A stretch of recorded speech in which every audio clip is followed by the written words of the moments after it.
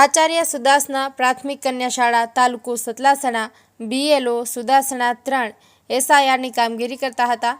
SIRની કામગીરી કરતા રાત્રિના આશરે 2 વાગે છાતીમાં તીવ્ર દુખાવો થતા રાત્રિના સમયે તબીબી સારવારની અછત હોવાથી વડનગર સિવિલ GMERS હોસ્પિટલમાં લાવવામાં આવ્યા હતા, જ્યાં ફરજ પરના તબીબે મૃત જાહેર કર્યા।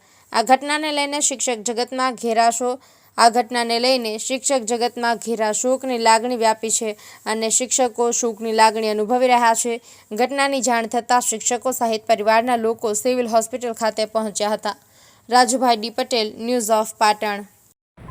શું ઘટના બની હતી અને શું કહેવા માંગો છો આ ઘટનાને લઈને? જી, હું ગોવિંદસિંહ બારડ, સુદાસણા પગાર કેન્દ્ર આચાર્ય, અને જે મૃતક છે એ સુદાસણા પ્રાથમિક કન્યા શાળાના આચાર્ય છે શ્રી દિનેશ કુમાર મેલાભાઈ રાવળ, અને સુદાસણા પ્રાથમિક કન્યા શાળાની અંદર 17/1/2001થી એ સર્વિસ કરે છે। BLO તરીકેનું કામ એમનું સુદાસણાના ભાગ નંબર 3માં બૂથ નંબર 38ની અંદર હતું, અને અત્યારે SIRની કામગીરી ચાલી રહી છે, એ કામ એ કરતા હતા। હવે બધા જ જાણે છે એ પ્રકારે SIRની કામગીરીની અંદર જે ફોર્મને અપલોડ કરવાના હોય છે, ઓનલાઈન કરવાના હોય છે, એની એપ્લિકેશન બરાબર કામ કરતી ન હોવાથી દિનેશભાઈ સતત છેલ્લા 2-4 દિવસથી રાત્રે ઉઠી અને ફોર્મને અપલોડ કરવાનું કામગીરી કરતા હતા। આજ રાત્રે પણ એ લગભગ 2 વાગ્યાની આસપાસ ઉઠી અને ફોર્મને અપલોડ કરવાનું કામ કરતા હતા એવું એમના પરિવારનું કહેવું છે। એમના પરિવારના જણાવ્યા મુજબ આ કામ કરતા હતા એ દરમિયાન એમને છાતીની અંદર દુખાવો પડ્યો।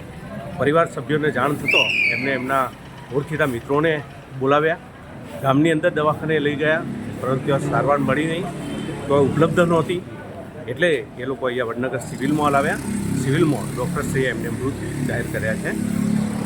SIRની કામગીરીને લઈને શું કહેશો? શિક્ષકો ઉપર કેવો સ્ટ્રેસ હોય? SIRની કામગીરી દિનેશભાઈની લગભગ 70% જેવી પૂરી હતી, અને કામ પણ એમનું સારું હતું।